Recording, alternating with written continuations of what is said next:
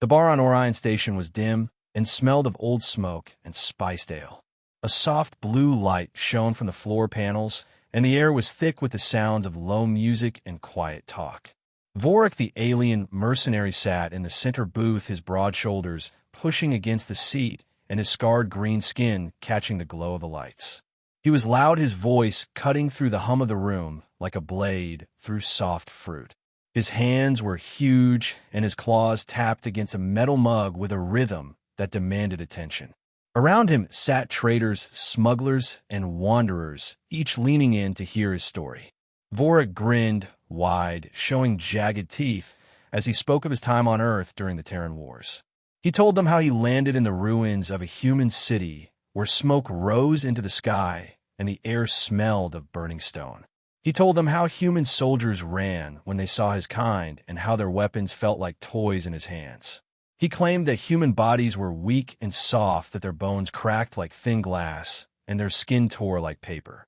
Every few sentences, he would laugh deep and rough and slap the table so hard the mugs jumped. The traders laughed with him, some out of fear and some because they wanted to be on his good side. At the far end of the bar, a human bartender worked quietly. He was lean with short dark hair and a calm face. His hands moved with steady grace as he poured drinks and wiped glasses. He did not look at Vorik, but his ears caught every word. The bartender placed a tray of drinks before a pair of miners who nodded in thanks. He turned and began to clean the counter, his movements slow and precise. Vorik kept talking, his voice filling the room with stories of victory.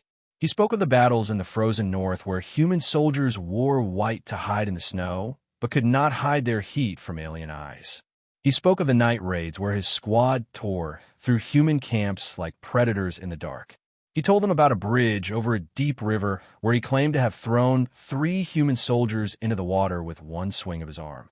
The crowd roared with laughter and clapped the table.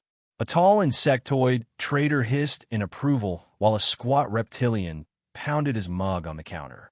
Still, the bartender worked in silence, his eyes calm and distant. A small group of station regulars sat at a corner table watching both the mercenary and the bartender.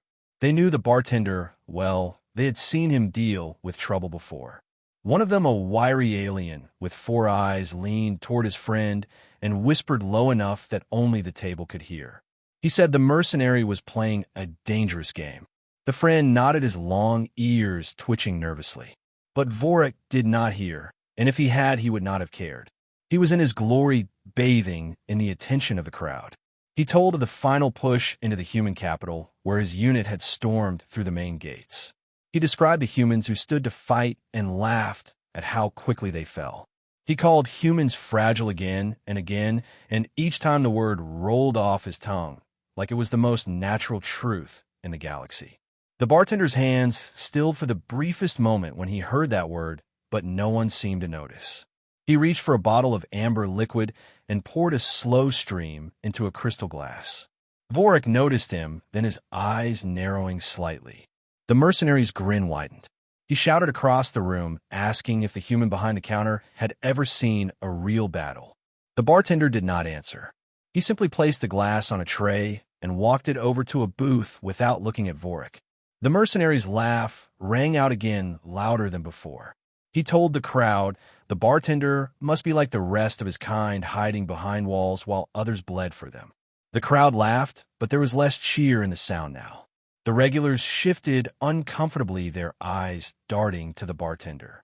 The bartender returned to the counter, set the empty tray aside, and reached for another glass. His hands moved as smoothly as before, but his jaw was set just a little tighter. The room felt different now, though Vorik was too wrapped up in his own voice to notice. One of the regulars muttered that the mercenary was about to find out something he would not like. Another replied that it was already too late to take the words back. Vorik slammed his mug down once more and leaned forward into his story. He told them of the time he fought 3 human soldiers at once and how he crushed them before breakfast. He painted the image of broken helmets and crushed armor as if it were art to him. The crowd gave him the reaction he wanted, but it was weaker than before. At the bar, the human bartender quietly finished pouring a drink for a cloaked traveler. He He slid the drink across the counter with a steady hand and offered a polite nod. The traveler thanked him and left without finishing the glass. Vorik did not see the small exchange. He was already deep into his next story about the deserts of Earth and the heat that made human soldiers collapse while he marched on without slowing. He drank from his mug, the liquid spilling down his chin as he laughed. In that moment, a soft hum filled the bar from the air systems overhead. It mixed with the low music and the quiet talk, but under it all there was a thin thread of silence that wrapped around the bartender and would not let go. The bartender reached for a cloth and began to wipe the same spot on the counter over and over. His eyes lowered, his mind elsewhere. Vorik's voice carried on, claiming victory after victory, speaking of human weakness as though it was a fact written in the stars. But the regulars at the corner table sat back in their chairs, their eyes fixed not on the mercenary, but on the man behind the counter. They were waiting, and soon Vorik would understand why. Vorik leaned back in his seat, his claws tapping a steady beat on the table, as if to remind everyone that this was his stage, his voice, his story, and no one else mattered. He spoke of the jungles of Earth where rain poured like liquid steel from the sky, and how human soldiers hid under trees only to be flushed out and broken. The crowd gave small laughs and nods, though some eyes began to drift toward the far end of the bar, where the human bartender continued to move with slow, deliberate grace. The man did not flinch at Vorik's words. He simply poured drinks for a pair of young starship pilots who had just walked in their jackets, still damp from the mist outside. They glanced toward the loud alien, but said nothing as the bartender served them each a tall glass and a quiet nod before returning to his counter. Vorik noticed the way the man ignored him, and it scratched at his pride. In his culture, to be ignored was an insult sharper than a blade. He raised his voice until it filled the air above the music, boasting of how his kind had stormed through the Terran defenses like a burning wind through dry grass. He said that humans were lucky creatures, surviving only because stronger species took pity on them, and because the galaxy's laws stopped complete destruction. The bartender reached for a tall green bottle from the shelf without turning his head, his expression calm, almost empty, as if the mercenary's voice were nothing more than background noise. One of the regulars at the corner table leaned forward, speaking just loud enough for his companions to hear. He said the mercenary was stepping on a nest without knowing it, and the others gave small, grim nods. Vorik looked at the bartender again, and this time his grin turned sharp.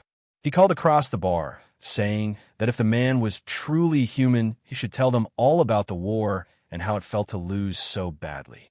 The bartender's hands did not pause, but there was a subtle shift in the air, a faint tightening that made a few of the crowd glance between the two men. He placed the bottle down, poured a measure into a glass, and slid it toward a quiet customer at the far end without spilling a drop. Vorik laughed at the silence, claiming it was proof that the human was too afraid to speak. The crowd gave a half-hearted chuckle. It was clear they could feel something building, like the stillness before a storm when the wind holds its breath.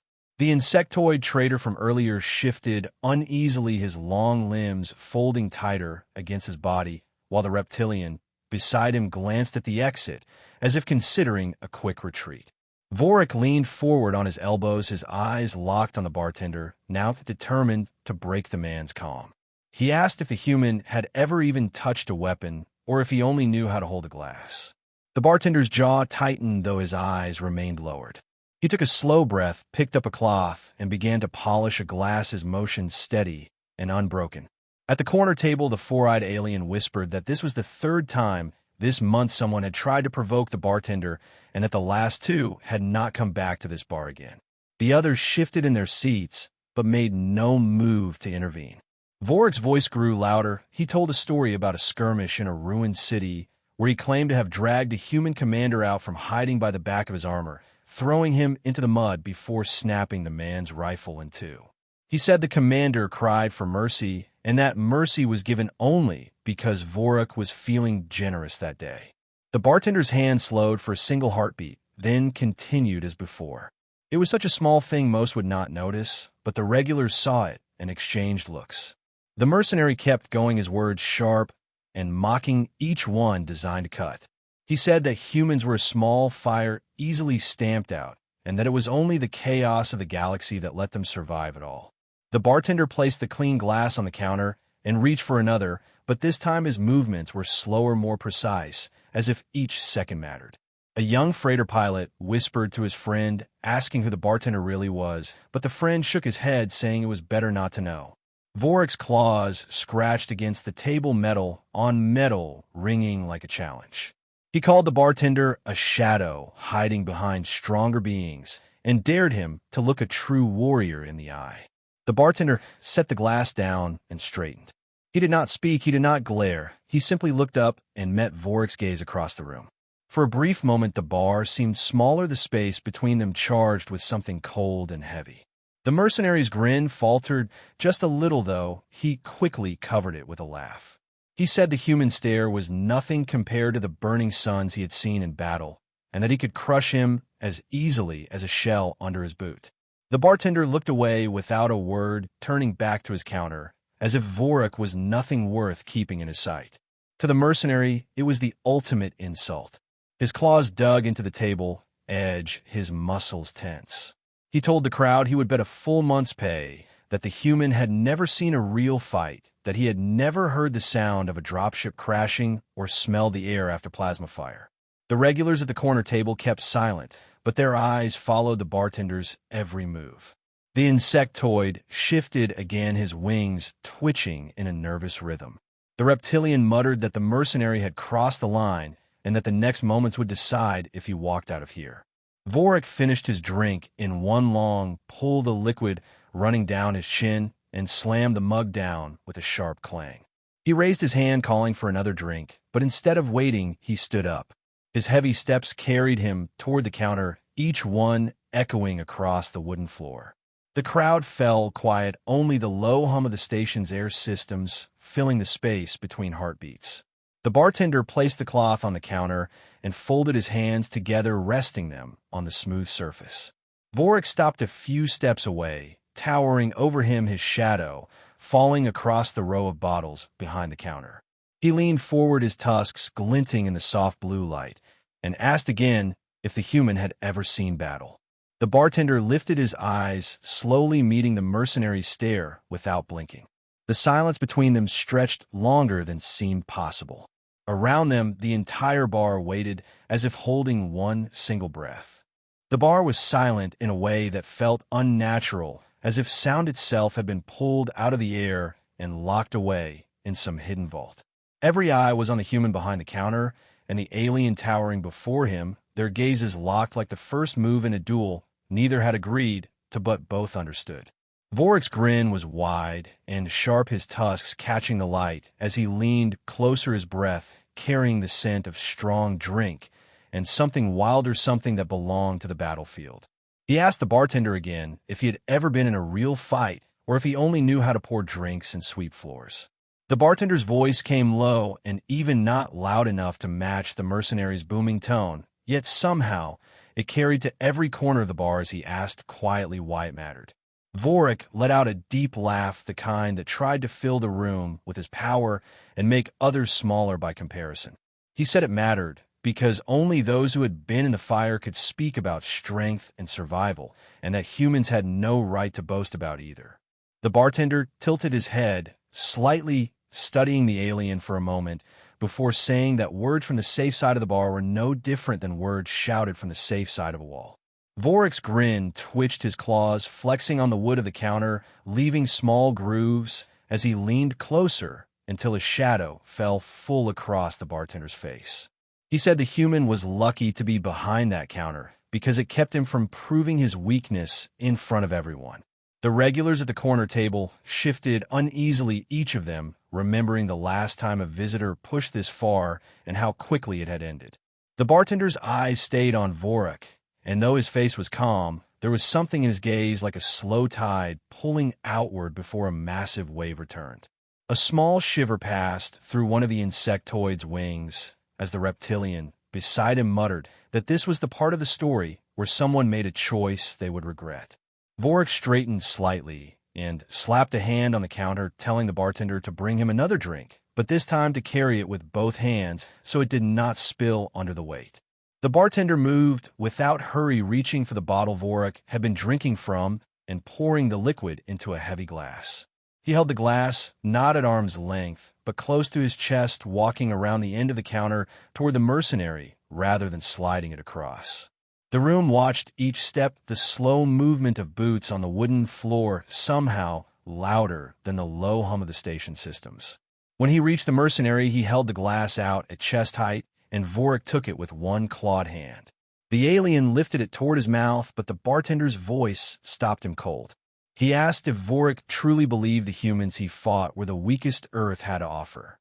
The mercenary lowered the glass, slightly, his grin returning, as he said of course they were that Earth's defenders were the bottom of the galaxy's ladder. The bartender's eyes narrowed only a fraction as he asked if Vorik had ever wondered why Earth still stood if its defenders were so weak. Vorik chuckled, saying that luck was the only reason, or that the galaxy's laws kept certain species from being wiped out. The bartender leaned forward just enough for the mercenary to feel the presence of someone who was not afraid to close the space between them. He said in a voice that was still calm, but carried an edge that some of the regulars recognized from old memories, that maybe the mercenary had not met all of Earth's defenders. For the first time, Vorik's grin faltered, though it returned almost instantly as he asked if the bartender was trying to claim he had been one of them. The bartender's answer came, without hesitation, a simple yes followed by the statement that he had been there when the Titan-class dropships fell from the sky. The words settled in the air like heavy stones dropping into still water, sending ripples through the silence. Several of the regulars lowered their eyes, as if not wanting to be caught watching this moment unfold. Vorik's brow furrowed, his voice carrying less humor now as he asked what battles the man was talking about. The bartender said he had seen the jungles burn and the rivers turn black with ash, and that he had seen Vorik's kind run when a counterattack began. A murmur passed through the crowd, some recalling old stories about human resistance fighters who had fought with a kind of ferocity not often seen in the galaxy. Vorik laughed again, though it was shorter and harder now, as he asked if the bartender thought a few brave moments changed the truth about human weakness.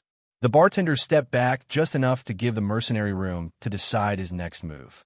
He said strength was not about how loud you could speak after a battle, but about how much you could endure during it and still be standing at the end. Vorik's claws drummed once against the side of the glass, his eyes narrowing as if trying to read the man in front of him.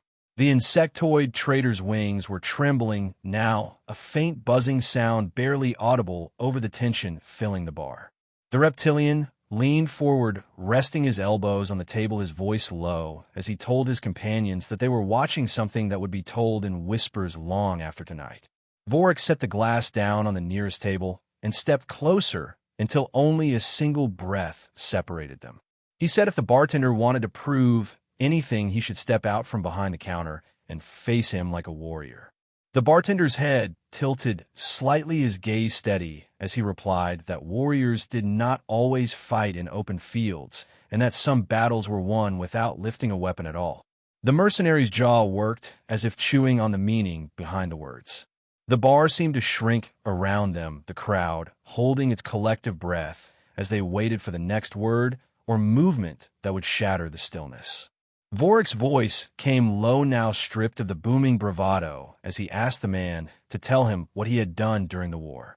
The bartender smiled, but it was not the kind of smile that came from humor. It was the kind of smile that carried weight and memory. He said if Vorik truly wanted to know, then he should listen carefully, because once the story began, there would be no going back to the way things were before. The bartender's eyes held Vorik's for a long moment, as if searching for something in the depths of the alien's gaze, something hidden under the layers of pride and bravado. The hum of the station seemed louder now, the music from the corner fading into the background like it knew this moment did not belong to it. The bartender stepped back just enough to let the air between them breathe, yet his presence felt heavier than before, as though the space itself had grown thicker. He said he had fought on Earth not as a soldier wearing bright colors and shiny badges, but as a shadow moving through fire and smoke where names did not matter and orders were carved in survival. Vorik tilted his head, his grin returning, though smaller now, as he asked if the man expected him to believe such a claim without proof. The bartender's voice stayed calm as he said proof was not in words, it was in the memory of what had been done and in the eyes of those who survived to tell it. The regulars in the corner did not move their drinks, untouched, their gazes fixed on the man behind the counter, because they had heard parts of this before and knew that what came next was not for the faint of heart. Vorik laughed, but it came out with less force, his tone carrying a thread of something that might have been caution. He asked where the bartender had been when the alien fleets descended from the sky, when the first cities fell under fire and the ground shook with the landing of war machines.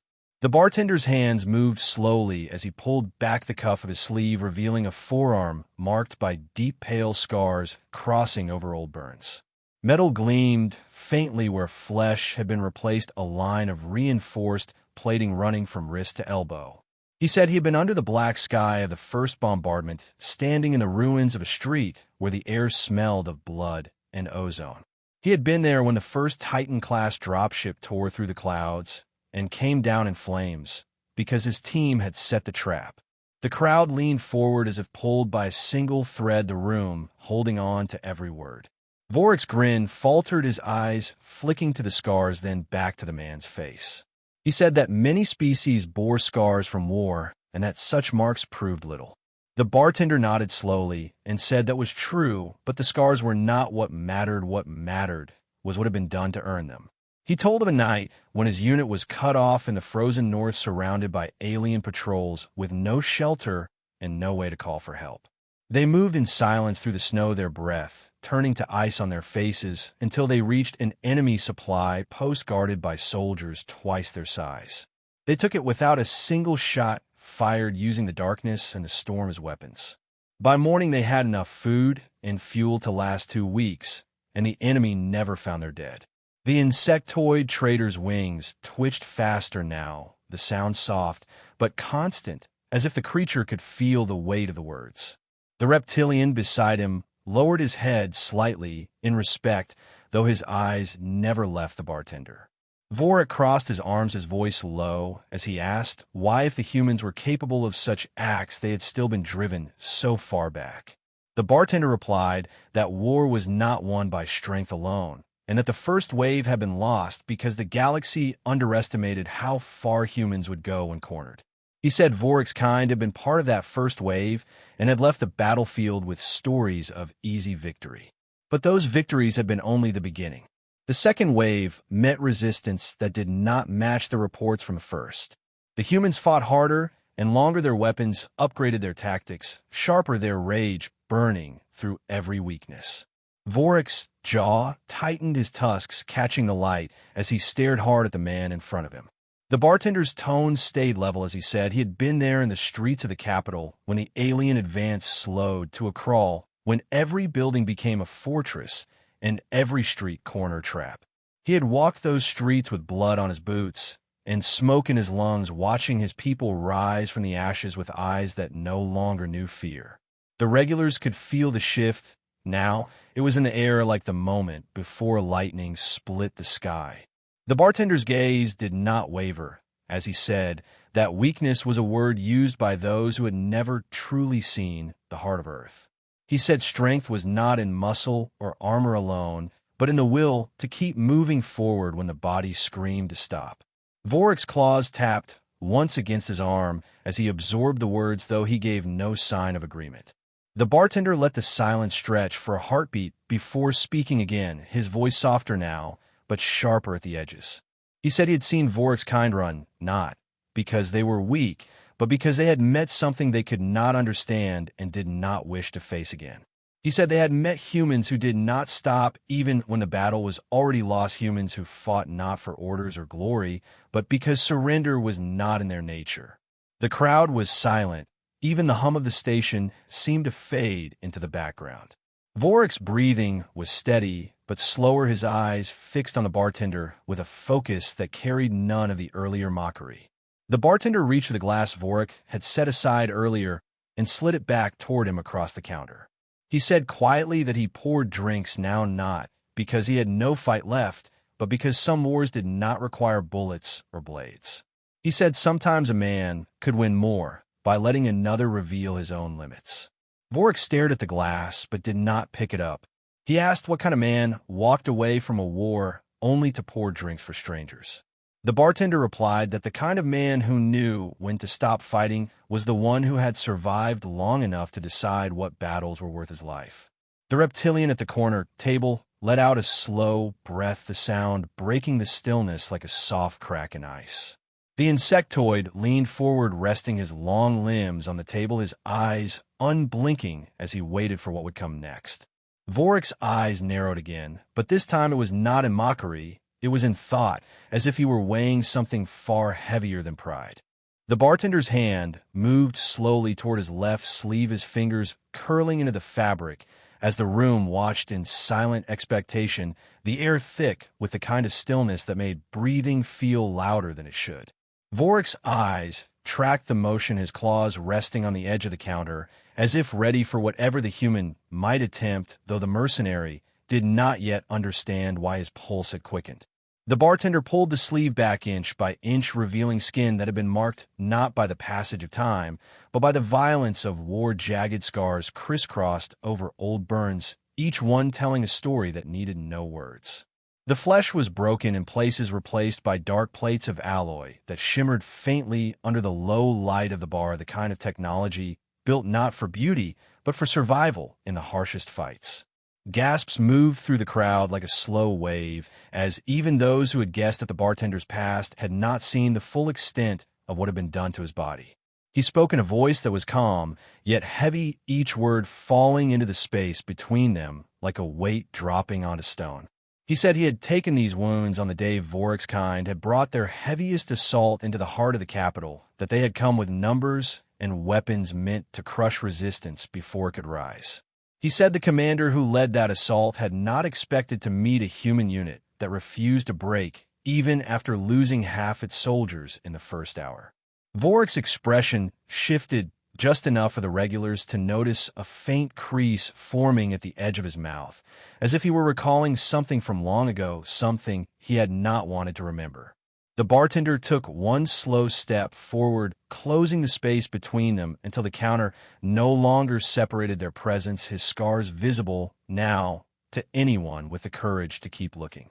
He said that in the middle of that battle, in the choking smoke and the rain of burning debris, he had faced a warrior far larger and stronger than himself, the alien's armor blackened by fire, and his weapon still glowing from the heat of its own power cells.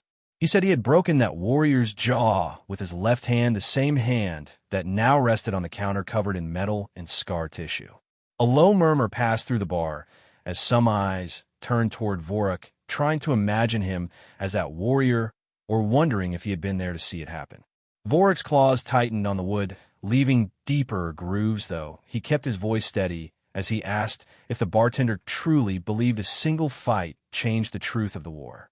The bartender's reply came without hesitation. He said a single fight could change the truth for the one who survived it and for the one who did not.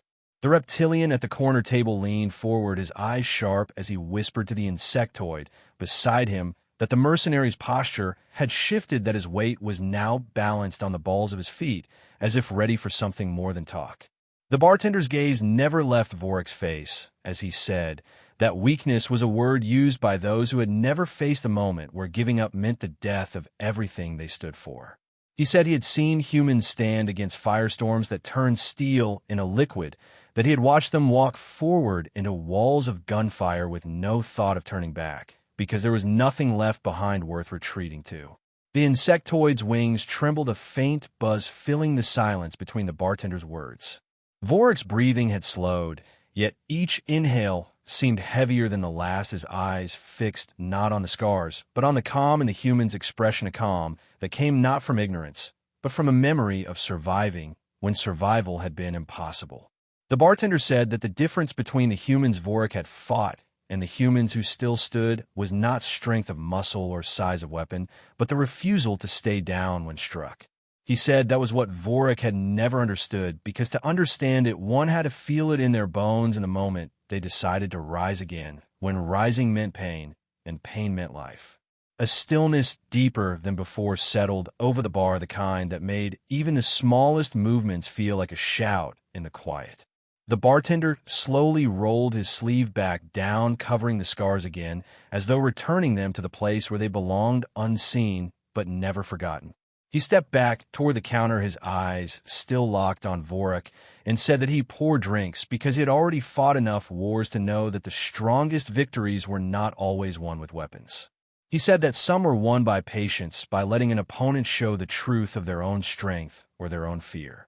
Vorik's claws tapped once against the counter, the sound loud in the heavy quiet of the bar, his voice lower now, when he asked what the bartender wanted from him. The bartender answered that he wanted nothing, but the mercenaries understanding that Earth was still here, not because it was untouchable, but because its people refused to vanish. He said that for every city Vorik's kind had burned, 100 survivors had risen from the ashes, and for every soldier lost, another had taken their place with eyes that no longer feared death. The reptilian exhaled slowly, as if releasing a breath he had been holding since the conversation began. The insectoid's wings stilled, the faint hum fading away. Vorik stared at the man for a long moment, his tusks catching the light in a way that made them seem less like weapons and more like relics from a time when he had believed certain truths without question. The bartender reached for the empty glass, still sitting between them, and lifted it away, his movements unhurried, as if the conversation had ended, though the weight of it still pressed down on the room. He said softly that survival was not a thing to boast about, it was a thing to respect and to carry without pride, because it came at a cost paid and more than blood. Vorik gave no answer, his gaze lingering on the man for a final second before shifting away, his shoulders straighter, but his voice silent. The bar remained still, the moment stretching out like the echo of a bell struck once long ago. Vorik did not speak for several long breaths, the air around him heavy with the weight of what had just been said, his claws still resting on the wood, though the tension in his grip had eased by the smallest fraction. The bartender began wiping the counter with slow, measured strokes, as if nothing in the room required hurry, each motion deliberate and steady, like the way a soldier might clean a weapon after a battle, knowing the task was part of the ritual of survival. The quiet was not the same as before for now. It was a quiet that felt full rather than empty, a quiet in which every ear strained for the next word, yet no one dared to break it.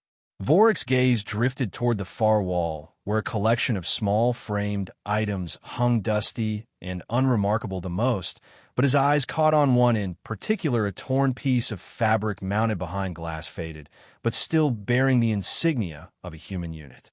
He rose from his seat, his movements slow enough to show that he had no intention of violence, though the shifting of his weight still carried the natural thread of his size and strength. The bartender did not look up as Vorik approached the wall, yet his voice carried easily across the room as he said that it was from the last uniform he had worn before the war ended. Vorik studied the fabric, his mind sifting through memories that came in flashes, the roar of engines, the smell of burned ground, the way human forces had moved, not like a tide that swept in and vanished, but like roots that dug deep and refused to be pulled out. He turned back to face the man behind the counter and asked in a voice low enough that only those closest could hear how many of his unit had survived. The bartender's hand paused mid-motion before he placed the cloth back down. He said 5 out of 80. The number seemed to hang in the air heavier than any weapon, and the murmur that followed was short and sharp as some patrons exchanged glances, wondering how a man could live with such a memory without it breaking him. The bartender's eyes met Vorik's, and he said that survival was not glory, it was weight. It was carrying the faces of those who did not return and feeling them in every quiet moment when the noise of the world faded. Vorik's jaw shifted, his tusks pressing lightly against each other as he processed the words. There was no boast in the man's tone, no call for pity, only the kind of truth that cut deeper because it was plain and unadorned. The reptilian in the corner lifted his drink in silence, as though acknowledging something only he understood, while the insectoid tilted his head, the faint twitch of his antennae betraying curiosity more than skepticism now. The bartender set the cloth aside and began pouring a drink, without being asked, the liquid catching the dim light as it filled the glass. He slid it across the counter to Vorik without a word. Vorik looked at the drink, then back at the man, his claws curling around the glass, though he did not yet lift it. Instead, he asked why the bartender had not left the war behind, completely why stay in a place where soldiers, mercenaries, and wanderers still came through the door. The man's answer was simple. He said that in a war you learn to see people before you see their side, that a man who had fought could serve a drink to another who had once been his enemy, because both understood what it meant to bleed for something. He said that a bar was a place where battles were fought with words instead of blades, and where a man could win by listening more than by striking. Vorik's eyes narrowed slightly, as if weighing the truth of that. Then he lifted the glass and drank the liquid, burning faintly on the way down, but leaving a warmth that settled in his chest. The bartender watched him and said that the real strength was not in surviving a fight, but in deciding what to do after surviving. He said a soldier who only knew how to fight would always be at war, even in peace, while a soldier who could lay down his weapon might actually win. The insectoid's mandibles clicked softly as he absorbed the statement, while the reptilian leaned back in his seat, letting the words sink into the room like slow rain on dry soil. Vorik placed the glass back on the counter, the sound small, yet sharp in the stillness. He did not speak at once, but when he did, his tone had changed, the edge still there, but no longer cutting for the sake of it. He said that perhaps he had been wrong about Earth, perhaps he had only seen the surface and mistaken it for the whole, that the humans he had fought had been warriors, but the ones who survived were something else. The bartender inclined his head slightly, as if acknowledging the effort it took for such words to be spoken without pressing further.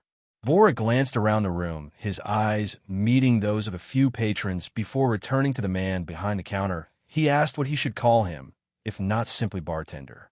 The man's mouth curved into the faintest trace of a smile as he said his name, but the sound was quiet and carried more weight than any title. It was the name of a man who had endured much and was still here. The name was repeated softly by a few in the room, as though committing it to memory, not as a fact, but as something worth keeping. Vorik straightened his shoulders and gave a small nod before stepping back from the counter, the movement deliberate, as if choosing to create distance rather than being forced into it. The bartender returned to his work, as if nothing more needed to be said. The sound of cloth against would steady once again, though the air still carried the echo of the conversation. The reptilian drained the last of his drink and set it down with a respectful tilt of his head toward both men. The insectoid followed suit, their silent gestures speaking for them. Vorik turned toward the door, his steps slow, not from hesitation, but from a sense of leaving something behind, even if he did not yet know what. As he reached the threshold, he glanced back, once meeting the bartender's gaze one last time before stepping out in the night, the heavy door closing behind him with a sound that marked not an ending but a shift. The bar settled back into its quiet rhythm, yet those inside knew they had witnessed something more than a simple exchange of words. They had seen an enemy listen and a survivor teach without raising a hand. The night outside was thick with fog curling around the street lamps like pale fingers, and the sound of distant engines rumbled low through the narrow roads as Vorik stepped away from the bar, his heavy boots making the old wood creak on the porch before they touched the stone path beyond. The air was cold, carrying the faint metallic taste of rain, not yet fallen, and each breath seemed sharper than the last, but Vorik welcomed it, letting the chill keep his mind awake for the thoughts that would not leave him. He moved with purpose, though his stride was slower than before, as if the weight of his armor and gear had grown heavier. Yet it was not the steel or leather that pulled at him. It was something else, something unseen that had settled inside since he had spoken with the human bartender. The streets were mostly empty at this hour, only the flicker of a hollow sign in the distance, and the slow turning of a delivery drone overhead. The city itself seemed to be holding its breath. Vorik passed a narrow alley and paused, hearing the soft shuffle of feet, followed by the quick hush of voices. A pair of younglings no older than the first cycle of service training were crouched near a crate, their eyes wide as they recognized him. They froze, expecting perhaps that the mercenary would bark at them or drive them away. But instead, Vorik only tilted his head and asked in a voice low, and even why they were out so late. The smaller one stammered that they were delivering scraps for trade, but had taken a longer route to avoid trouble. Vorik studied them for a moment, then reached into a pouch at his belt and placed a small ration pack on the crate, telling them to take it and go home. They hesitated before grabbing the pack and running off into the fog, their quick footsteps fading until the night swallowed them. Vorik stood there a moment longer before turning back to his path. The image of their faces burned into his mind alongside the bartender's words about survival and what came after it. The docking yard came into view, its gates tall and rusted in places, the glow of landing lights painting the fog in shifting shades of blue, and gold ships of many shapes and sizes rested within like great sleeping beasts waiting to wake. Vorik's own vessel sat near the far end of broad, hulking craft, marked with scars of battles won and lost, its hull patched in places where fire had licked too close. The crew was already preparing for departure, their movements efficient though subdued. One of his lieutenants approached a tall horned figure with a scar running down one cheek and asked if the meeting in the bar had gone as expected. Vorik answered simply that it had not and left it at that. The lieutenant studied him a moment longer, as if sensing the change, but said nothing, instead handing over a small data chip with the latest contracts and ship logs. Vorik took it, but did not check it yet. He climbed the ramp into the ship, the metallic thud of each step echoing faintly through the fog. Once inside, he moved past the crew compartments and into his private quarters, closing the door behind him. The space was bare save for a desk, a narrow bed, and a single storage chest. Vorik set the data chip down and instead opened the chest, retrieving a folded cloth from within. It was not a trophy from a kill nor a banner from his homeworld, but a simple worn scarf, its edges frayed and its color faded.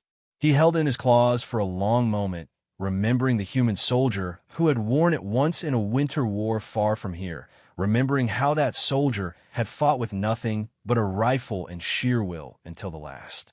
The scarf had never been washed, the faint scent of smoke and cold air still clinging to it, as if refusing to fade, and Vorik wondered for the first time why he had kept it all these years when he had thrown away so many other mementos. He placed it back into the chest and closed the lid, his decision settling in his mind like a stone in still water. He would not take the next contract, not yet. Instead, he would chart a different course, one that would bring him to the quieter edges of known space where the scars of war still lingered, but the fighting had stopped. He would see what could be built there instead of destroyed. When he returned to the bridge, his crew looked up from their stations, some with curiosity, some with a wary respect reserved for a leader whose mind had shifted in ways they did not yet understand.